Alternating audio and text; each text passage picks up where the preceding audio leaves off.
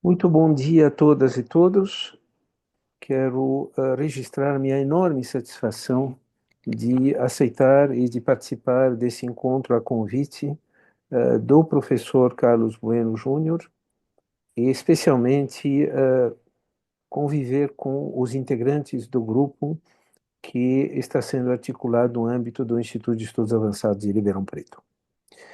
Sem demora, eu gostaria de iniciar então a nossa apresentação para, em seguida, nós termos a possibilidade de discutir os temas em torno desse grande tema que são os impactos sociais das universidades públicas e suas métricas. Eu estou partindo da premissa que todos estão acompanhando pela tela Sim, e a primeira atenção que nós teremos será com as palavras, os conceitos.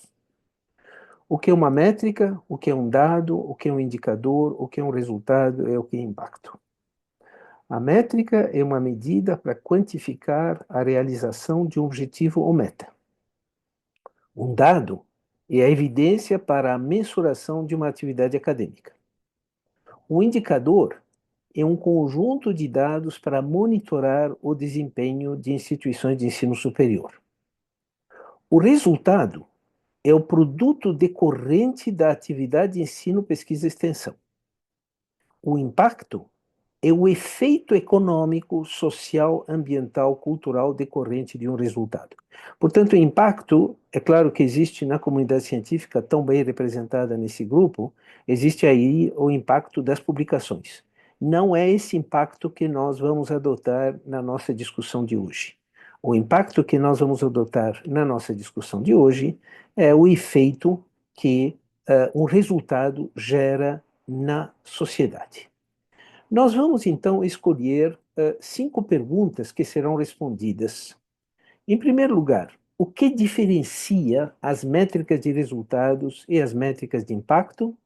O que a sociedade espera das universidades? Quais são os riscos societais a monitorar e mitigar? O que são métricas de impacto centradas na sociedade? E alguns desafios e prioridades, e aí nós vamos nos referir a várias publicações, tanto em livro como também em artigos do Projeto Métricas, financiado pela FAPESP, e aí eu quero registrar o apoio que sempre o professor Brito Cruz, já na condição de diretor científico da FAPESP, tem dado, a atenção que ele tem dado a esse projeto.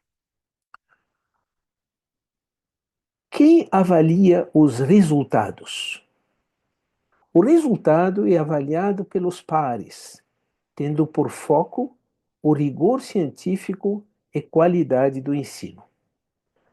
Privilegia-se as métricas de excelência e qualidade de pesquisa e de ensino, assim como da extensão, distanciando-se de uma perspectiva de saturação ou hiperprodutividade. Aí nós nos referimos da diferença entre o Lattes e a súmula curricular da FAPESP. O Lattes é um espaço infinito que o respondente, o detentor desse currículo, pode expandir sem uma verdadeira verificação de prioridades. A súmula curricular da FAPESP são 4 páginas. Então, o que deve constar nas 4 páginas é o mais relevante. E os pares vão avaliar o colega em função de uma súmula curricular, onde é colocado a evidência de 4 páginas. Quem avalia o impacto? O impacto é avaliado pelos destinatários do conhecimento e os beneficiários dos serviços prestados, assim como por outras partes interessadas, os multi-stakeholders, tendo por foco a qualidade e a relevância. São valorizadas as métricas co-construídas com os destinatários do conhecimento e usuários dos serviços. Veja, portanto, a diferença que nós já queremos deixar claro entre uma avaliação de resultado que é feita por pares e uma avaliação de impacto, como o impacto envolve os efeitos, então esse impacto é avaliado pelos ímpares, por aqueles que vão se beneficiar ou serão destinatários. No caso, por exemplo, do hospital universitário, o serviço do hospital universitário não seria avaliado somente os resultados pelos pares, mas o impacto através dos usuários do serviço. Vamos para a segunda pergunta agora, e a segunda pergunta trata do que a sociedade espera das universidades. Mas é preciso também elaborar sobre essas dimensões. Essas dimensões incluem, em primeiro lugar, um contexto em profundas transformações. Não vou me detalhar aqui, todos conhecem a transição demográfica, digital, ecológica, geopolítica e socioeconômica que nós todos estamos acompanhando. Agora, esse conceito de universidade, que até recentemente era um consenso, aquela escola ideal em que os estudantes pensam de maneira independente, ouvem criticamente e são responsáveis perante si mesmos, nós vamos ver que nós precisamos ler esse conceito, que era de quase consenso, dentro de uma realidade dessa construção de tribos digitais, onde os estudantes, em muitos casos, vão se integrar em verdadeiras bolhas, onde essa ideia do pensamento independente é para ser desenvolvido, essa audiência crítica é para ser desenvolvida, essa ideia do aluno, do estudante ser responsável perante si mesmo, também é algo a ser desenvolvido, e veremos que na educação à distância isso é muito mais difícil fazer do que na educação presencial.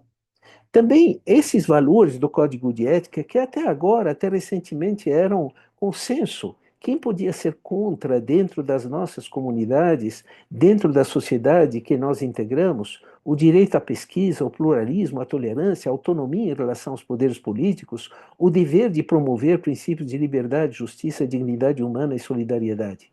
Quando nós vemos o que está acontecendo pelo mundo e o que também está acontecendo pelo Brasil, esses valores não são dados, eles precisam ser permanentemente construídos e defendidos.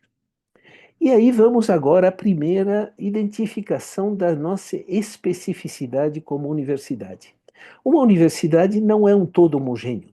Somente aqueles que aceitaram responsabilidades de direção de departamento, de unidades, de institutos, de pró-reitorias, de reitorias, e que vão perceber essa diversidade de concepções que devem conviver dentro de uma universidade. Essa concepção liberal, que tem por preocupação a cultura, a visão crítica, os valores da cidadania. A concepção utilitária, a formação de profissionais, as engenharias. No primeiro caso, nós estamos falando das faculdades de filosofia. Já no terceiro caso, são os institutos de pesquisa básica. Esses cientistas com possibilidades infinitas de buscar a exatidão para a construção do conhecimento, os institutos de física, os institutos de química. E aí vamos para as escolas que envolvem a formação de agentes de transformação para responder às demandas sociais de saúde, educação, nutrição e renda. Essas são 4 concepções, cada uma vive na sua própria realidade e vai ser somente nos colegiados ou nos institutos de estudos avançados, como é o caso do IA, onde essas várias concepções vão se encontrar, às vezes para se conflitar, às vezes para convergir em torno de prioridades comuns. Mas além dessas concepções, nós temos distinções em termos de temporalidades. O tempo do universo, que é o tempo da astrofísica, não há limite nem na origem nem no fim do nosso universo. O tempo da natureza, que é o tempo da biologia, o tempo da botânica. O tempo da ciência básica, que depende de grandes laboratórios, aceleradores, instrumentos, muitas vezes, extremamente onerosos, para permitir conhecer e descobrir o universo, mas também descobrir, como nós acabamos de ouvir, a questão da interferência no ADN humano. O tempo de governo, que no caso da China, são décadas. No caso do Brasil, a cada 2 anos nós temos eleições. O tempo da empresa é um tempo que, dependendo das empresas, pode variar de 1 ano até um máximo de 5 anos. O tempo da mídia, que se dá em segundos, e quando nós vamos lembrar a alocução do professor Marcelo Knobel sobre a importância da comunicação como uma instituição de ciclo longo, como a universidade, se conecta com o tempo da mídia, que é uma mídia de minutos e segundos. O tempo das redes sociais, que são essas redes que têm tendido a fragmentar a nossa sociedade. O tempo das comunidades e o tempo das famílias, que se mede em décadas. O tempo dos indivíduos, que se mede no máximo em 100 anos. E o tempo dos não nascidos, que é o tempo infinito. Então vejam que as áreas de conhecimento vão se pautar por temporalidades distintas. E quando formos falar de impacto, considerando aquelas 4 concepções e essas temporalidades, nós deveremos levar em conta, naquela pergunta do que a sociedade espera das universidades, essa diversidade que nós temos de concepções e de temporalidades.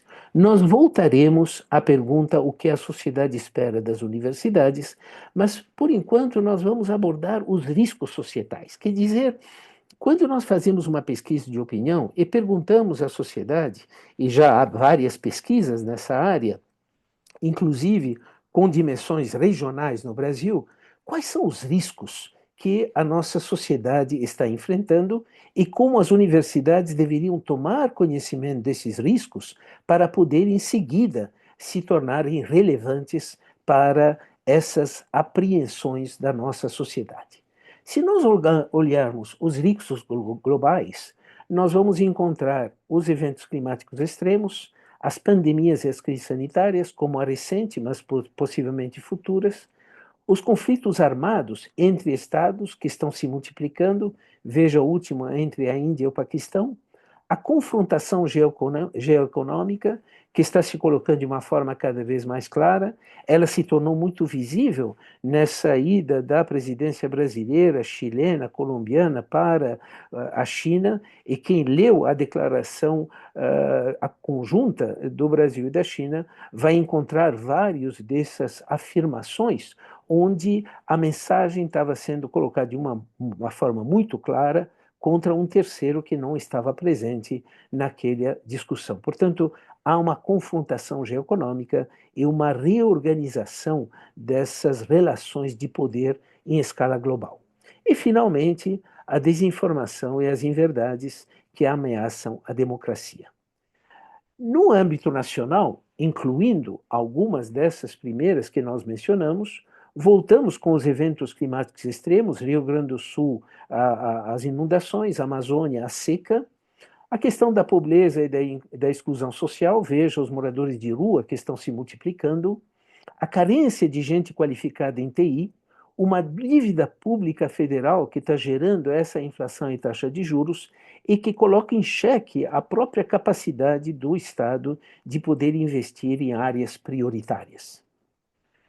Finalmente, em termos de riscos globais, de riscos locais, e aí cada um de nós, nos campi onde atua, vai encontrar uma questão de degradação do meio ambiente, com aquecimento e muitas vezes acompanhado por seca, o tema do crime organizado transnacional, essa questão da criminalidade, insegurança, corrupção e fluxos financeiros ilícitos.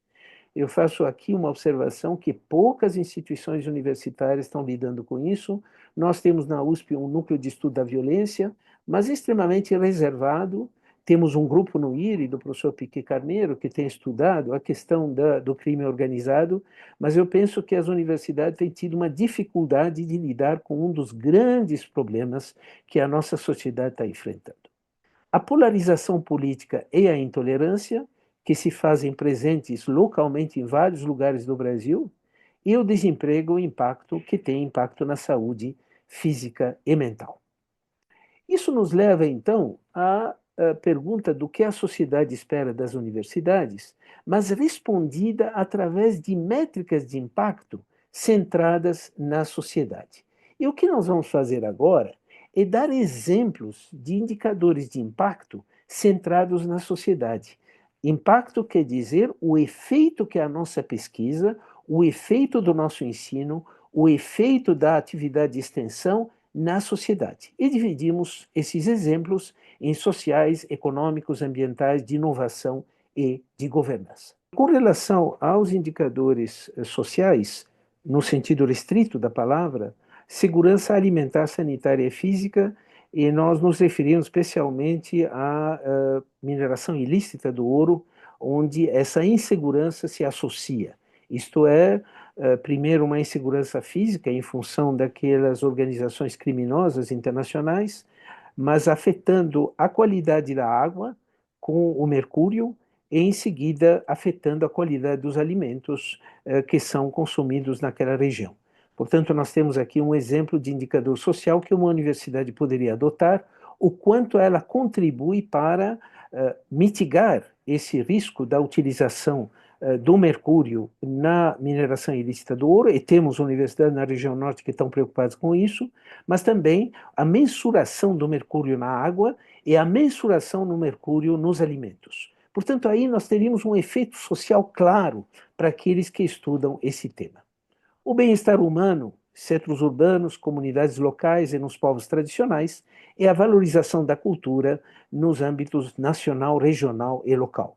Eu acho que o nosso Museu da Língua Portuguesa é um lugar, é um acervo dessa cultura que provém de várias regiões do Brasil e mesmo de outros países, no caso da lusofonia. Portanto, indicadores de impactos sociais, alguns exemplos seriam esses que foram mencionados. Quando nós vamos para os indicadores de impactos econômicos, nós vamos falar de taxas de investimento e de poupança, a criação de empresas, que a Unicamp tem sido sempre uma referência, a geração de emprego e renda e a redução das desigualdades e a erradicação da miséria. E quando nós formos falar do monitoramento dos nossos egressos, o monitoramento dos nossos egressos, não em termos de impacto, não será somente o quanto o ingresso aprecia o que ele aprendeu na universidade e o que ele gostaria de aprender a mais, mas também o efeito desse egresso sobre os investimentos, sobre a criação de empresas, sobre a geração de emprego e renda e sobre a redução de desigualdades e erradicação da miséria. Isso fará parte da nossa discussão dentro de alguns minutos sobre impactos sociais das universidades. Quando nós formos aos indicadores de impactos ambientais, nós falaremos da conservação da natureza, da redução de emissões de gás de efeito estufa, da qualidade do ar e da água, preservação da biodiversidade e economia circular. Portanto, uma universidade ou uma área de conhecimento ou um pesquisador, uma pesquisadora que querem revelar impacto na área ambiental poderão se utilizar de alguns desses indicadores para apresentar na sua súmula curricular, dizendo que fizeram a diferença, ou então no relatório de uma determinada área de conhecimento, ou no relatório anual de uma universidade. Quando formos na área de impactos em ciência, tecnologia e inovação, investimentos, em primeiro lugar, progresso tecnológico, e aí eu utilizo a classificação do Global Innovation Index. No PowerPoint que vocês vão receber, existe uma referência, é um ranking internacional de países em função do seu desempenho na área de ciência, tecnologia e inovação, onde São Paulo é um dos 20 hubs em escala global, e sempre convém lembrar o papel das universidades e da FAPESP, que colocaram São Paulo dentro desses 20 hubs de tecnologia e de inovação. Mas não basta o progresso tecnológico, é preciso colocar a adoção de tecnologias. Veja o que está acontecendo no Brasil. Nós estamos, no momento, fazendo leilão de G6 na área de telefonia, mas ainda nós não temos uma universalização do acesso à tecnologia de informação e à internet. Veja a questão da região norte, onde os grupos mais aquinhoados estão se conectando por Starlink, mas aqueles grupos menos aquinhoados têm uma dificuldade enorme de ter acesso à previsão meteorológica, a acesso a conhecimento. Então, nós estamos fazendo o leilão de G6, que é um acesso de minorias, mas do outro lado, apesar de existir um fundo de telecomunicações que não tem sido utilizado para essa universalização de uma internet de qualidade. E finalmente, os efeitos da ciência, tecnologia e inovação nas políticas públicas. Portanto, voltaremos ao tema das políticas públicas daqui a pouco. No caso de indicadores de impacto em governança, o Tribunal de Contas da União tem um modelo muito interessante de monitoramento e desempenho das instituições e também de políticas públicas. Ele divide isso, em primeiro lugar, em liderança qualificada, estratégias de curto, médio e longo prazos e o monitoramento de métricas das estratégias adotadas. Portanto, uma boa governança é aquela que consegue escolher, eleger lideranças qualificadas, daí a importância da escolha de dirigentes nas nossas universidades. Ela não pode se dar através de pessoas que não têm um verdadeiro engajamento nos processos decisórios. Precisamos de pessoas que querem servir as suas instituições e se beneficiar do quê? Não de recursos materiais, mas do conhecimento das outras concepções de universidades e das outras temporalidades de universidades. Para os mais jovens que estão aqui no nosso grupo, recomendo fortemente que aceitem essas responsabilidades. Eles trazem ônus para nós, para nossas famílias, mas existe um retorno que é esse conhecimento além das fronteiras das nossas áreas de origem. E, finalmente, os indicadores de impacto incluem as métricas de resultados e as métricas de impacto. Isso nos leva agora para a nossa última pergunta. Veja que nós distinguimos métricas de resultado de impacto, iniciamos a abordagem do que a sociedade espera de universidades, mas é nas métricas de impacto centrado na sociedade que vocês perceberam como se responde aos riscos societais que a nossa comunidade que nos mantém está hoje preocupada. Agora vamos aos desafios. No caso dos desafios, nós vamos nos referir a essas três publicações e mais ao repositório de conteúdos, que é o métricas.usp.br. Esse é um trabalho que inclui as 6 universidades, como nós vamos nos referir daqui a pouco. E agora, nós vamos procurar falar de desafios com 3 novas perguntas. É como elevar o impacto no nível institucional, no nível da área de conhecimento e no nível individual. No nível institucional, a primeira forma de elevar o impacto é avaliar o impacto socioeconômico sobre a sociedade. E aí, nesses livros que eu citei, nós temos 2 artigos, um do professor Carlos Azzoni e o outro do professor Maurício Aguiar Serra e colegas. O professor Mariana Laplani faz parte desse trabalho, onde, no caso do professor Azzoni, ele foi responder a seguinte pergunta: as 3 grandes universidades públicas paulistas valem o que custa? O que custam? E ele trabalhou, obviamente, com dados reservados para poder responder a essa pergunta. E a equipe da Unicamp publicou um trabalho na nossa coletânea sobre o impacto da Unicamp, incluindo os aspectos de desenvolvimento socioeconômico, a geração de empresas filhas e impacto na geração de emprego, de renda, de investimentos. A segunda forma de elevar o impacto a nível institucional é o que o professor Marcelo Knobel tem insistido, que é a questão da comunicação. Disseminar o conhecimento baseado em evidências e combater a desinformação. E nós temos o artigo do Marcelo Knobel, com mais 2 autoras, que aborda exatamente essa estratégia de comunicação num mundo que há uma enorme competição na ocupação do espaço mediático aberto. Como elevar ainda o impacto no nível institucional? Monitorar a trajetória dos egressos. E aí, nessa coletânea que está disponível também digitalmente no espaço dos livros abertos da USP, vocês vão encontrar também das colegas da Unesp o monitoramento dos egressos, metodologias e desafios. Voltamos agora com a questão dos fluxos financeiros. E o professor Sérgio Salles e equipe publicaram o último capítulo do último livro da trilogia, que é assegurar que os fluxos financeiros, tanto dentro das universidades como aqueles que vêm de fora, no caso a FAPESP, estejam relacionados ao avanço do conhecimento e as demandas da sociedade. Essa conexão entre pesquisa e resultado e impacto, sempre preservada a ciência básica, salvação de dinheiro. Agora, A universidade é uma instituição, mas ela tem áreas de conhecimento. As odontologias, as ciências agrárias, então nós temos as engenharias. Nós temos áreas de conhecimento que precisam ser reconhecidas com suas identidades próprias, inclusive com suas concepções e temporalidades.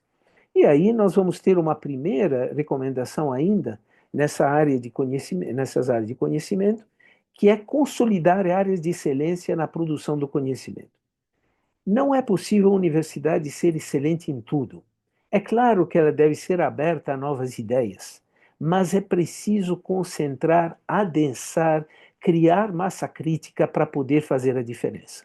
E aí nós temos um artigo de dois colegas, da Solange Santos, que é do Cielo, e do Rogério Mugnani, que é da ECA, que escreveram as universidades estaduais paulistas e as ciências agrárias, que é uma das áreas de competência, uma dessas áreas de excelência em grande escala no Brasil. Nós temos a Embrapa, as escolas de agronomia, nós temos as escolas de zootecnia, enfim, nós temos, sim, uma grande competência, e nesses acordos que acabaram de ser firmados com a China, é claro que o setor agropecuário é aquele que mais se beneficia nesse quadro de reconstrução das relações de poder em caráter internacional.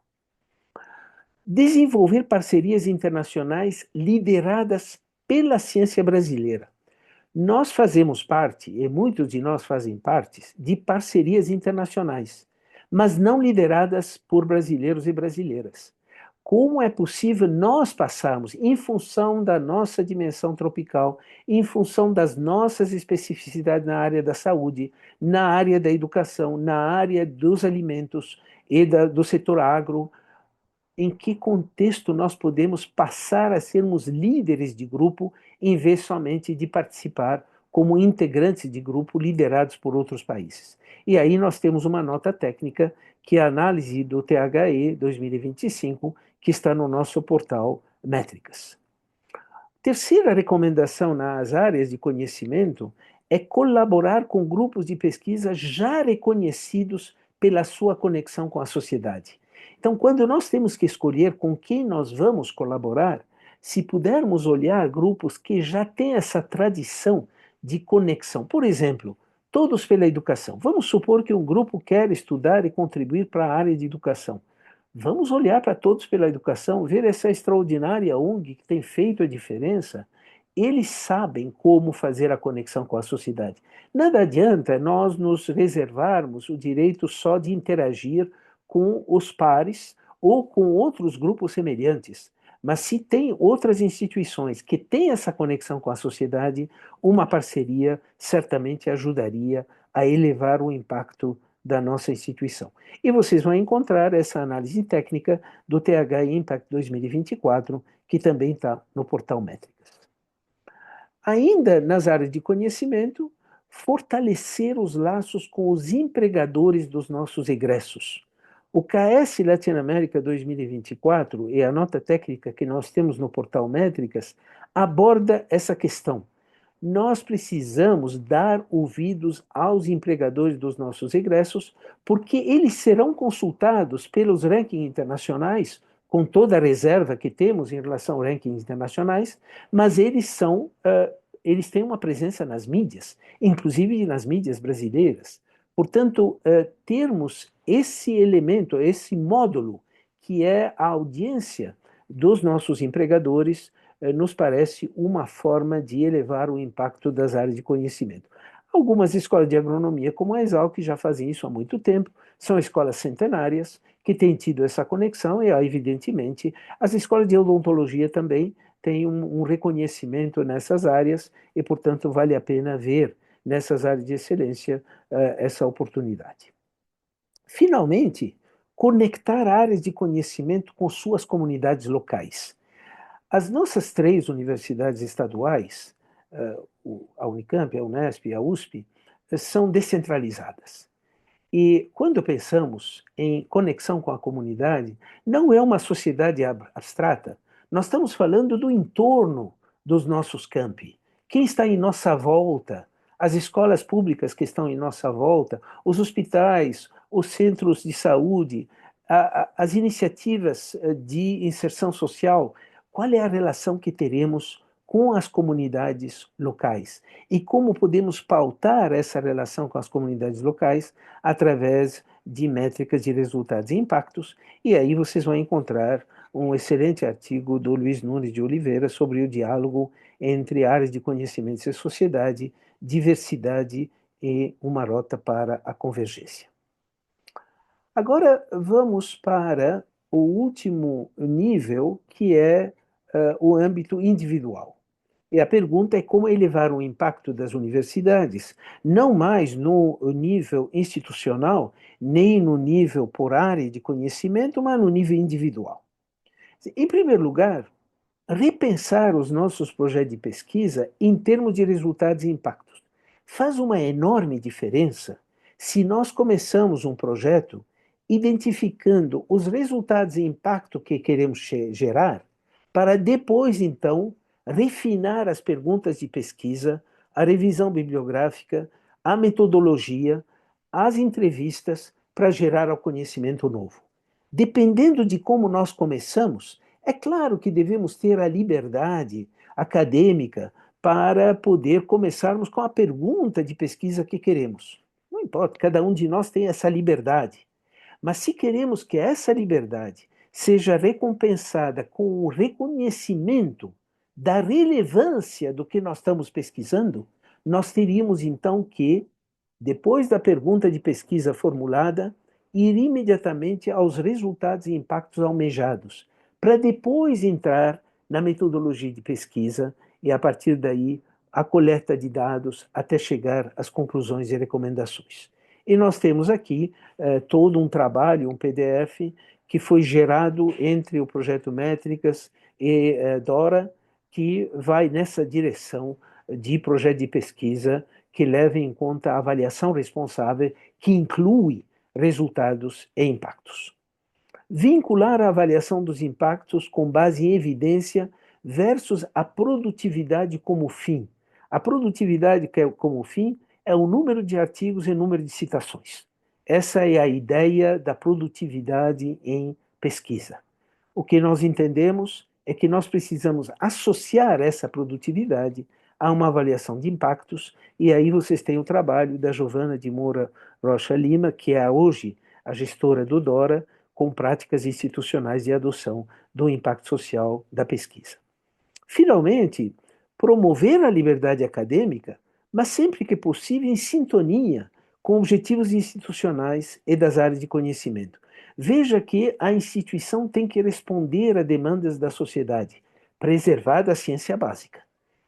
As áreas procuram se conectar com prioridades e, a partir daí, a liberdade acadêmica significa também levar em conta essas áreas, essas prioridades, tanto em nível institucional como em nível das áreas. Antes de concluir, eu queria mencionar rapidamente o tema das políticas públicas. Nós temos aqui um link para a última pergunta, quer dizer, como escrever um policy brief. Um policy brief, quer dizer, é a proposta do resultado de uma pesquisa, especialmente, eu diria mais nas áreas sociais, econômicas, mesmo ambientais e tecnológicas, de como traduzir isso em alguma coisa que aquele que elabora políticas públicas pode utilizar.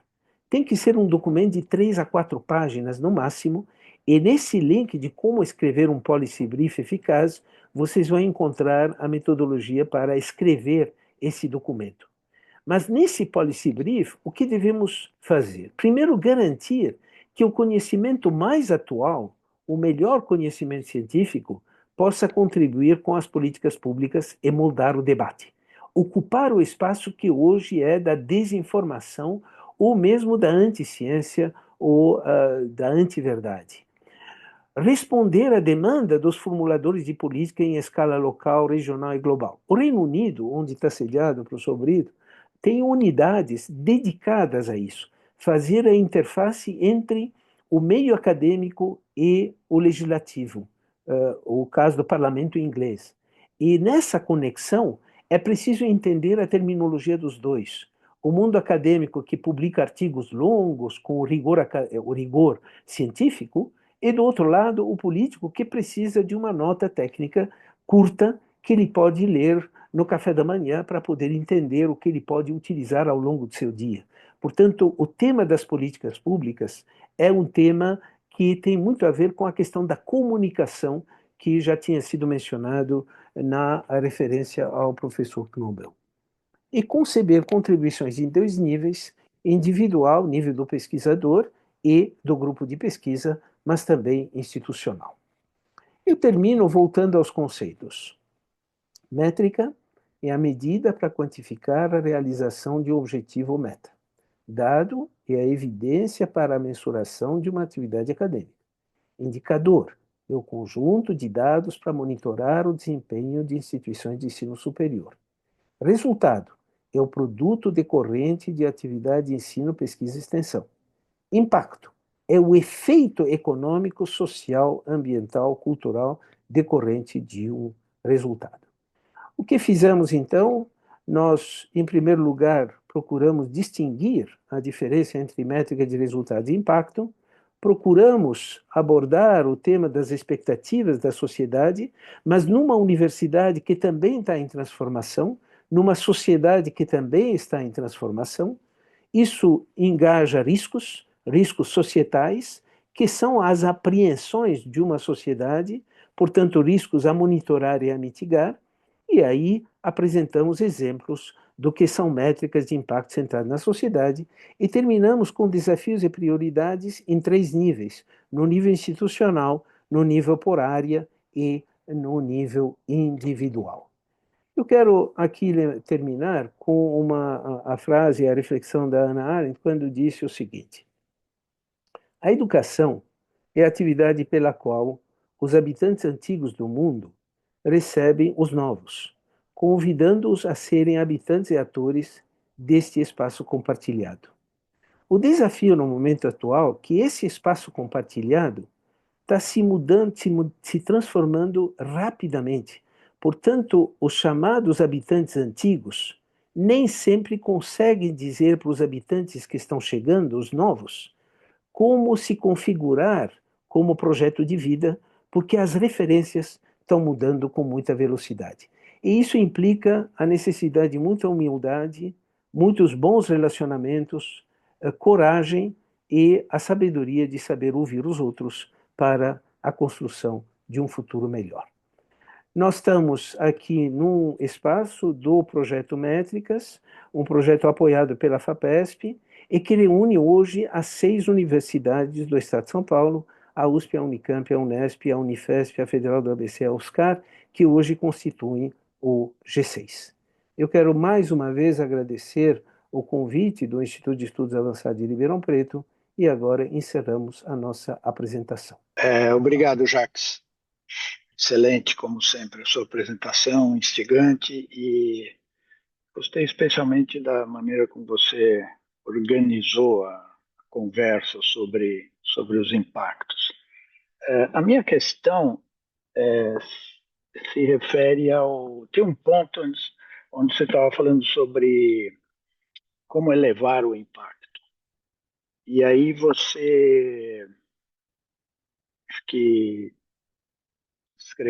falou que uma das maneiras de fazer isso seria repensar projetos de pesquisa para buscar impacto social, era isso?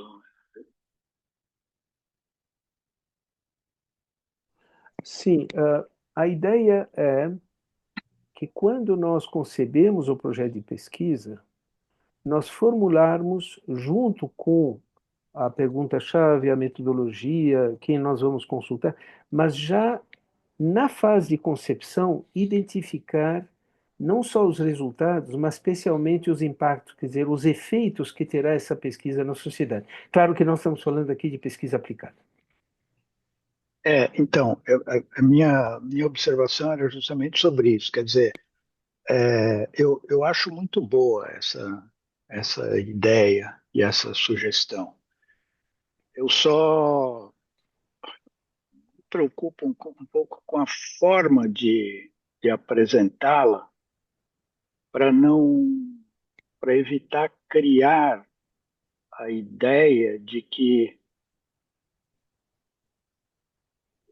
sempre, em todo e qualquer projeto de pesquisa, deve haver Claro. essa dimensão do impacto social, né? Quer dizer, você entende a minha Não, você preocupação? tem. Quer dizer, Você tem. é a ideia de que, por exemplo, se financiadores de pesquisa sinalizarem isso, pode haver um movimento da comunidade de pesquisa em direção a uma espécie de um curto prazismo ali de, sabe, fazer coisas que dá um benefício na semana que vem. E às vezes o benefício demora, né? A gente está vendo agora, por exemplo, esse exemplo do caso do tratamento CAR-T no Brasil, que está se fazendo a tentativa de que o SUS inclua o CAR-T na carteira lá. CAR-T na carteira é esquisito, mas na carteira de apoio, de cobertura do SUS. Essa é a história do CAR-T no em termos de pesquisa em São Paulo, começou há mais de 20 anos no Centro de Terapia Celular, que o professor Zago criou lá em um dos primeiros, da primeira geração de CEPIDs da FAPESP. Isso foi em 99 ou 2000.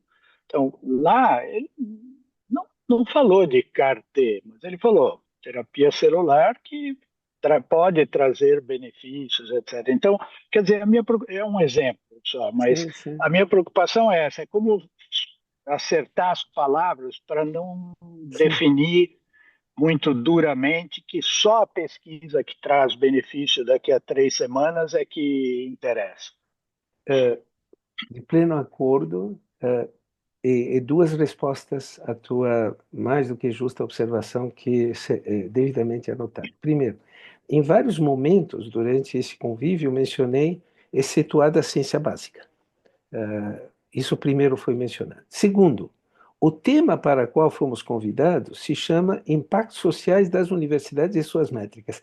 Portanto, Uhum. nós estamos lidando com a questão do impacto social. Nós não estamos. Claro que você, e você tem razão, dizer: olha, esse projeto do Carter é um impacto social, mas que veio 20 anos depois. Então, isso tem que ser levado em conta. O que eu estou observando, Brito, é que a FAPESP já incorporou isso. Nós acabamos de terminamos um projeto em parceria com a MCTI, onde na proposta já tínhamos que falar de resultados e impactos. Mas eu concordo com você, são projetos de políticas públicas que devem gerar impactos. E isso não pode de nenhuma forma inibir e obrigar todo o projeto de apresentar resultados e impactos. Mas se queremos impactos sociais, eu acho que aí temos que concebê-los na fase de concepção do projeto, e não depois, quando o resultado vai ser gerado. É isso. Nós estamos de acordo. É, estamos de acordo. Tinha mais dois Sim, pontos. Posso sim, falar sim, sim. desses, Claro, claro. Cláudio, Carlos? Então, os outros, esse daí, então, quando eu perguntei, eu sabia que a gente estava Sim, de acordo. Era só sim, para dizer que sim. a gente tem que acertar bem ali. O segundo ponto é que também é bom a gente, nessa discussão sobre os impactos, isso eu vejo muito aqui no Reino Unido, eles usarem esse pensamento, que é assim, a gente está falando do impacto da universidade. O impacto da universidade requer coisas que podem não, quer dizer, não é sinônimo de impacto de todos os projetos que tem na universidade.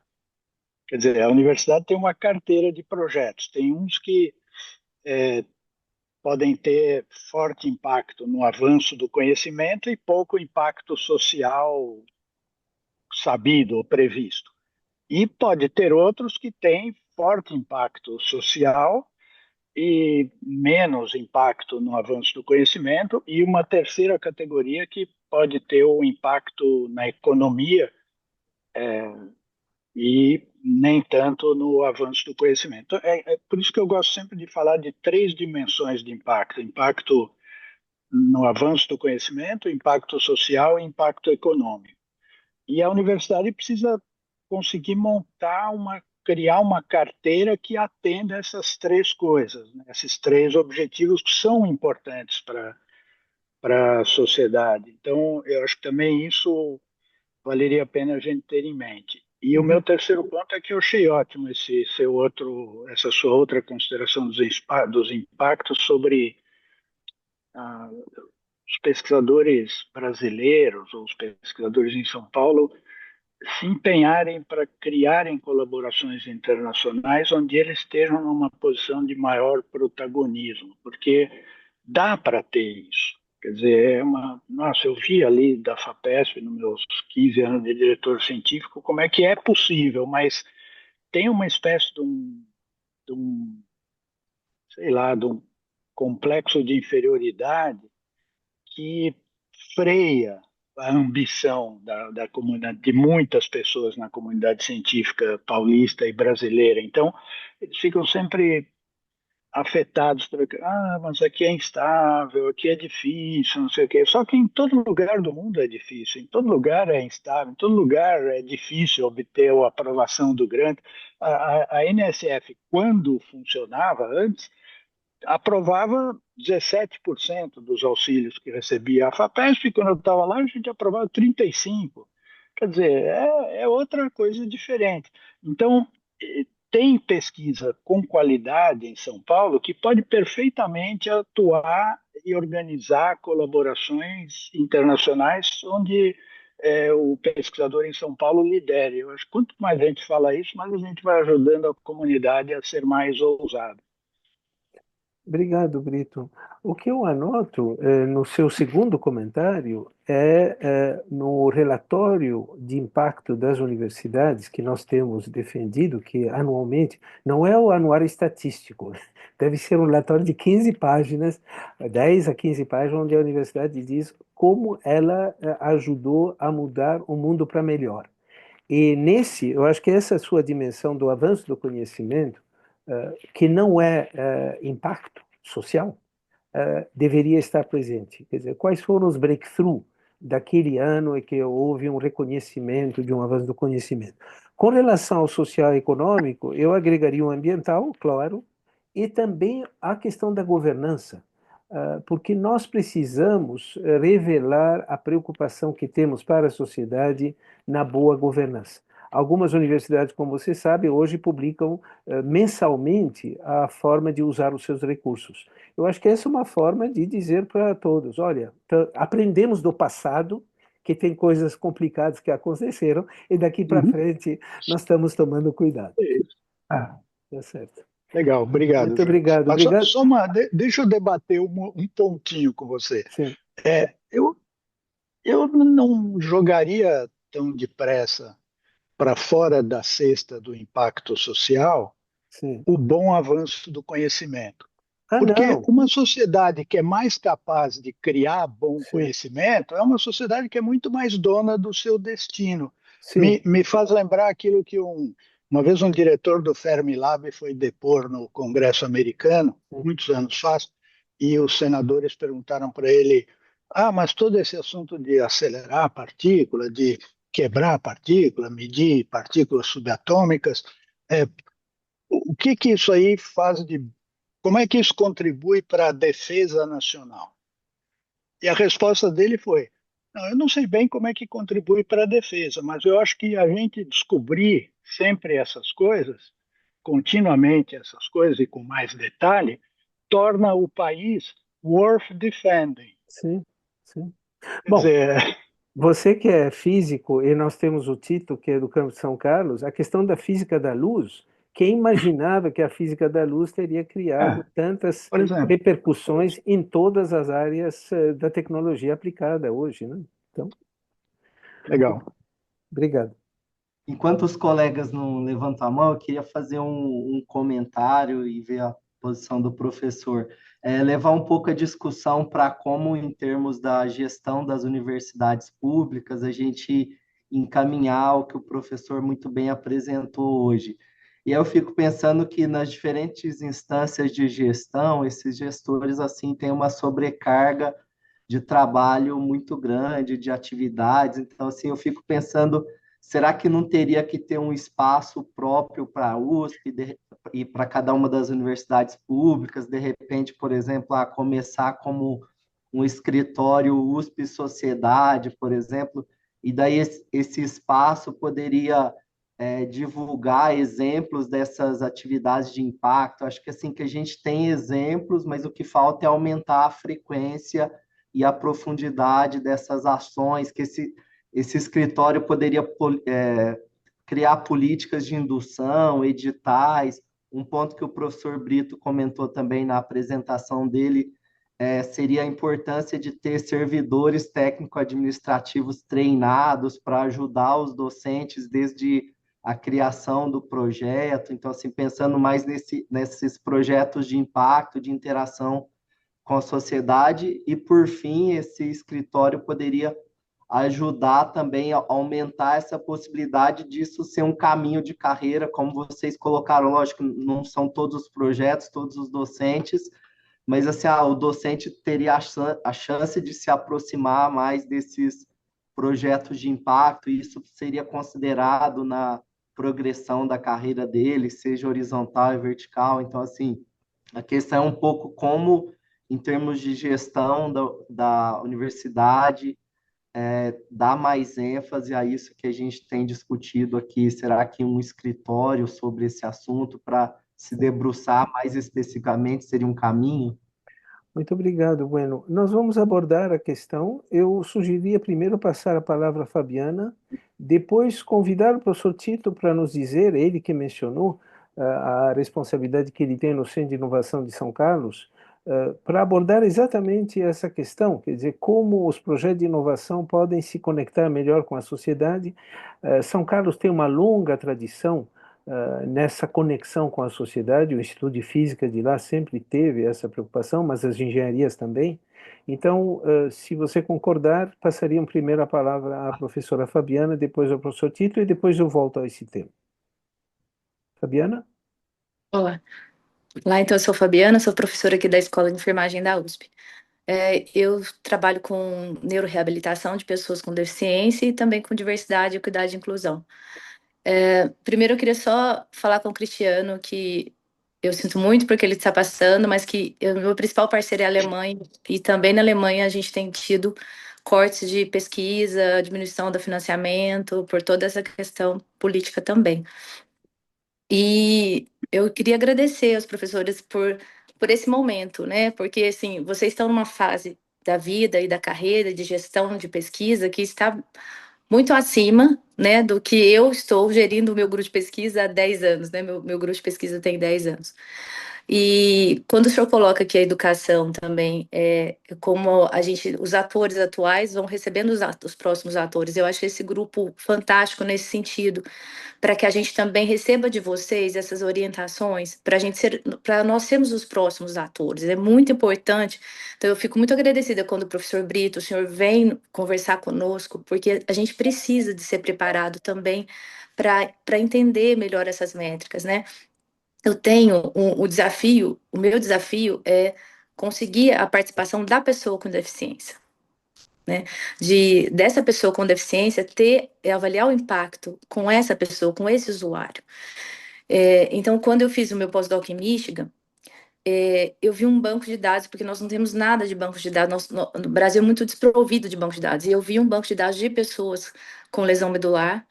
A Fundação Christopher Reeve, eles sentavam com a gente todos os dias, né? Toda semana tinha uma pessoa na nossa reunião. Eu voltei para o Brasil e eu fiz um cadastro voluntário de pessoas com lesão medular que queriam participar das nossas pesquisas. E aí comecei a perguntar para essas pessoas o que elas queriam que eu pesquisasse. E eu parei de achar os meus problemas de pesquisa e peguei os problemas de pesquisas baseados no que eles. Só que quando eu perguntava para eles o que você gostaria que os pesquisadores pesquisassem, eles só falavam célula-tronco, porque eles não sabiam o que o pesquisador. E depois, quando eu perguntava as dificuldades, os problemas depois da lesão medular, eu consegui meus problemas de pesquisa. Então, é todo um caminho para você aprender a fazer isso, né?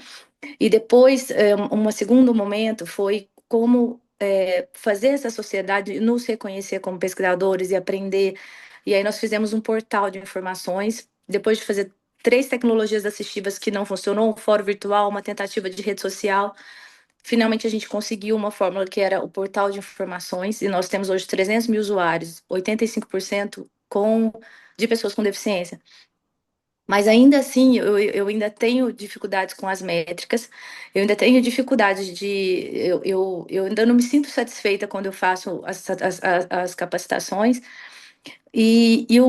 então eu quero agradecer isso e dizer que eu também tenho as minhas angústias e que essas métricas me ajudam muito, assim, é muito importante eu ter isso e ter essa consciência social e me preocupa também porque o meu tema de pesquisa, assim como o colega que trabalha em doenças raras, trabalhar com diversidade, equidade e inclusão, no momento a gente se sente um pouco ameaçado com a temática de pesquisa. Nós sentimos a diferença quando muda politicamente um governo de outro. Tem governos que a gente ganha, assim, que a gente vê bastante editais nos contemplando, depois a gente passa por outro. Então, a ciência ainda também, nós temos essa questão da sociedade, da política nos influenciando muito. Sim. E é isso. Em termos de pesquisa qualitativa e quant, a minha pesquisa é mais quant, mas em termos de impacto, do ponto de vista do indivíduo, o senhor acha que a quali seria melhor? Sim. Deixa eu responder. Primeiro, quero te cumprimentar. Você integra uma escola de enfermagem de Ribeirão Preto de grande tradição. Conheci a escola em várias ocasiões. O DNA da escola é realmente dos melhores e você é uma geração recente de uma escola fundada já há décadas, com uma longa tradição.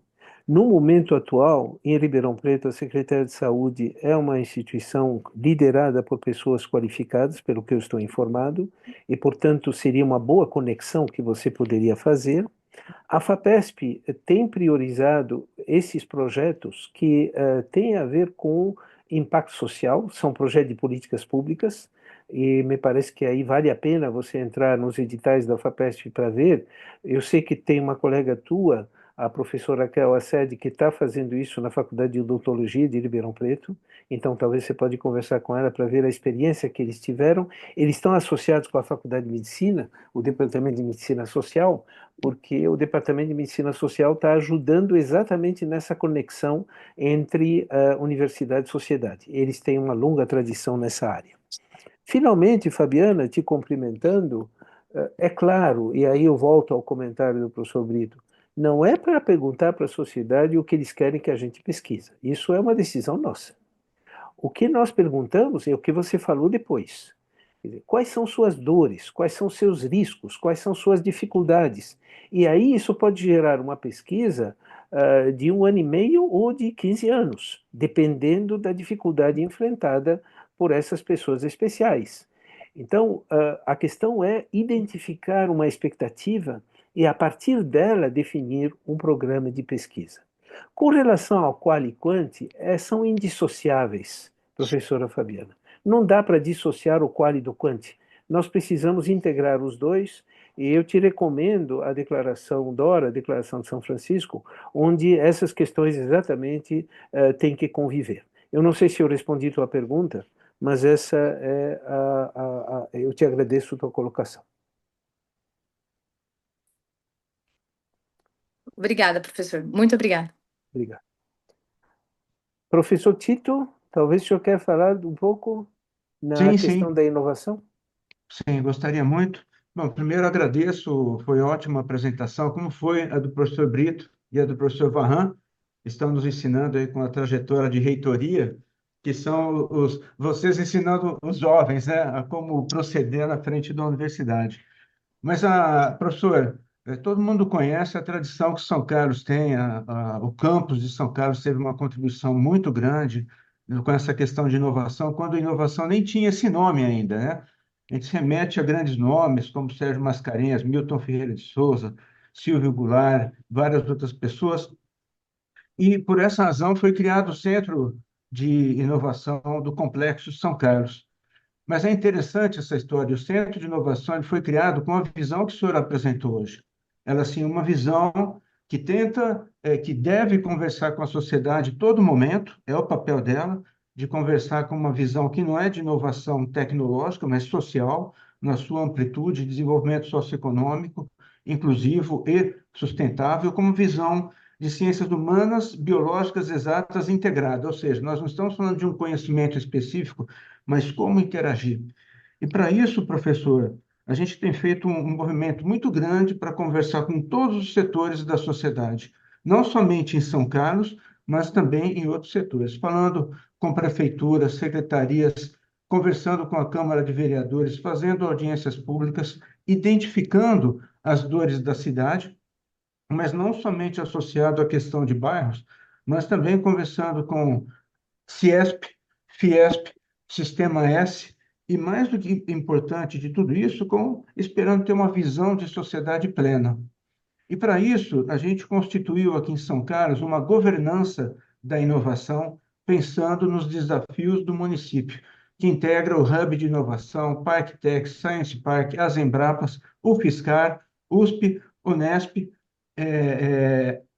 que traz Araraquara para a gente. Então, a gente construiu, junto com o governo municipal, essa visão de entender os desafios totais da cidade, com audiências públicas, e agora, em breve, nós teremos um fórum onde... Ontem nós decidimos isso com o professor Tondizzi, que é o nosso assessor hoje do prefeito, para que a gente possa entender todas as dores da cidade em um painel que contará com a presença todas as unidades de ensino e pesquisa da USP e da UFSCar, para que a gente possa resolver esses problemas. Então, isso é importante, professor, porque quando a gente olha o regimento da USP, como ela foi criada, toda a história, não precisa falar que ela tem que ter o impacto social, ela foi criada para isso. Mas eu só vou concluir agora a minha preocupação, que quando a gente conversa com a sociedade, abre todo esse panorama, e mesmo sabendo da nossa história de inovação, quando a gente monta esses fóruns ou traz a sociedade para discutir conosco em São Carlos, a minha sala fica assim. Ou seja, eu tenho usado o ditado que apertem os cintos, a tripulação sumiu, e aí eu vou chegar no tema da métrica, né? Toda vez que nós, depois que conversamos com a sociedade, vamos conversar com os nossos colegas que têm o conhecimento, que pode resolver as questões da sociedade, eles dizem: Tito, esse não é meu papel, não é papel da universidade, e eu sou obrigado a rever o regimento, o código de ética, o que o Sérgio Millier disse, ou o que Salles de Oliveira disse quando criou a universidade. Então, assim, eles sempre falam: isso não me dá paper, isso não me dá projeto, então vai ser muito difícil colaborar com vocês. Aí eu volto para fechar a minha pergunta, então, né? Como a gente vai fazer para, nessa questão de métrica, como a gente propõe uma avaliação onde o professor faz tudo o que ele faz hoje, mas segue o princípio que foi utilizado para criar a universidade, que ele tenha uma contribuição de impacto social, e todos esses impactos que o senhor mostrou, mas que não precisa estar ligado exatamente ao conhecimento específico da pessoa. Ela tem que ter um papel também de uma pessoa que faz parte da academia, mas que pensa a sociedade com solidariedade, e não com o seu paper que foi publicado ontem. Obrigado pela oportunidade de falar, professor.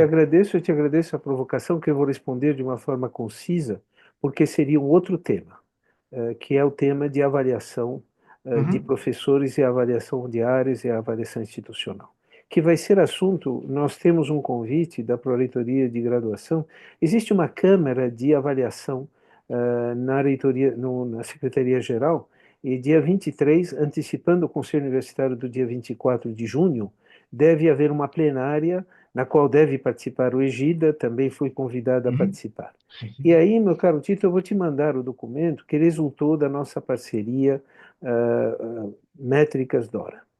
Se isso não começa na seleção do professor, vai ser difícil mudar depois. Quer dizer, o que nós temos? E temos uma retórica, que é essa que nós discutimos, que aqueles que estão alinhados concordam, mas quando é feito o edital de contratação de professores, a preocupação da judicialização nos leva a ficar no conservadorismo do passado. E nós vamos fazer provas que têm a ver com o quê? A aula, memorial, geralmente aquele memorial que enfatiza a questão da pesquisa, publicações, e nós não vamos abordar no processo seletivo o que nós acabamos de falar. E na promoção de professores e professoras, o mesmo acontece.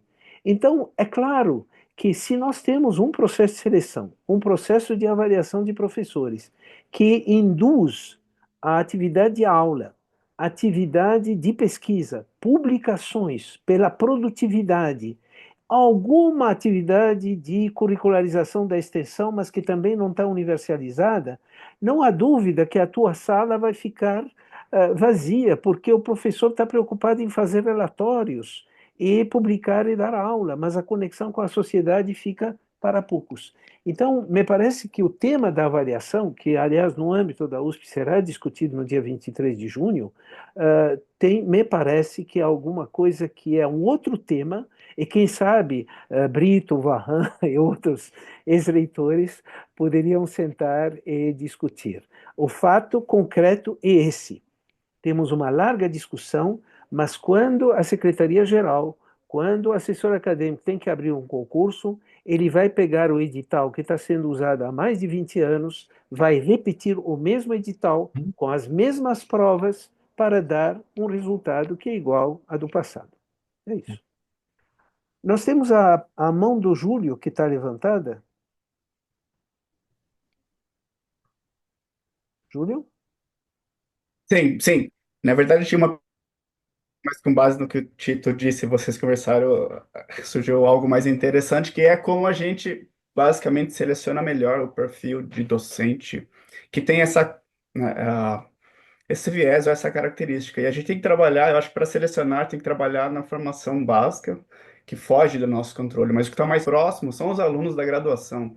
Porque mesmo na seleção do docente, quando a gente vai selecionar um docente com perfil A, B ou C, ali já é algo basicamente que a gente não consegue mais influenciar. A gente pega um docente com a experiência dele e ele segue o caminho com pouca influência do departamento ou do instituto.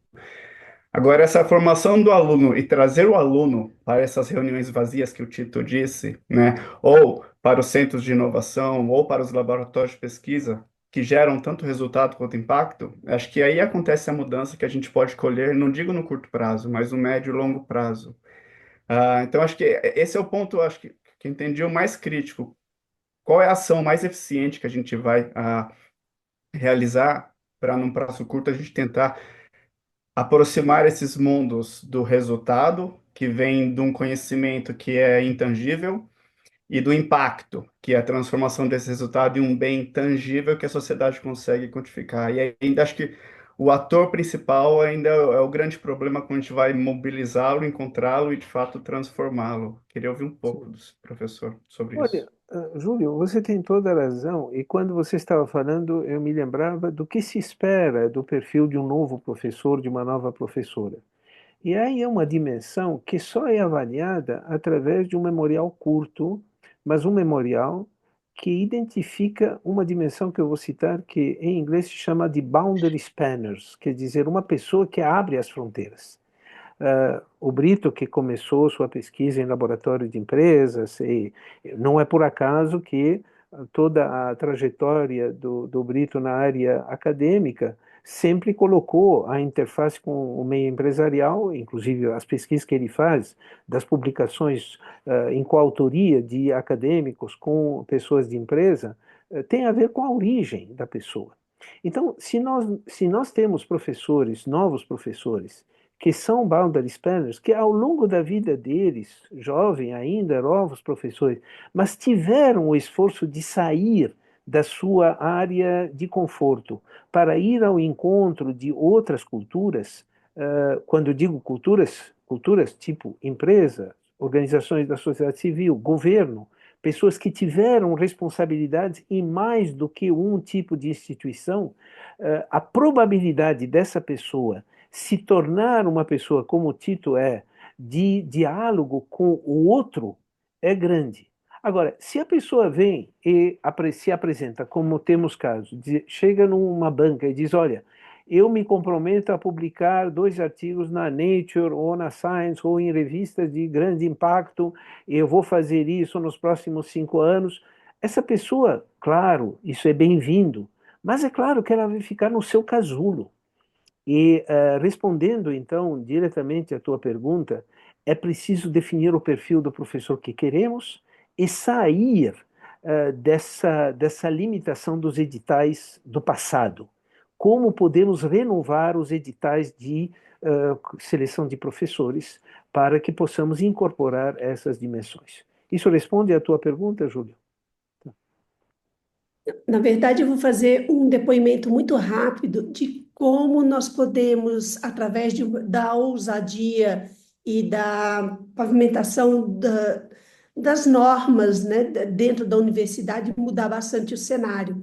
O professor Jacques, há mais de 20 anos, deve se recordar, quando ele foi muito ousado em fazer um projeto conjunto com a Prefeitura de Ribeirão Preto, com o SEBRAE, Secretaria de Desenvolvimento, criou uma fundação, né, que é a FIPASE, que hoje é gestora da incubadora de empresas e do Parque Tecnológico, e nós já temos centenas, muitas, mais de 800 empresas passaram por essa incubadora. Hoje nós temos um parque tecnológico dentro de um espaço público que foi justamente resultado da ousadia de você criar normas que disciplinassem como que uma atividade de caráter empresarial e voltada para a promoção do desenvolvimento tecnológico poderia ser feita dentro da Universidade de São Paulo.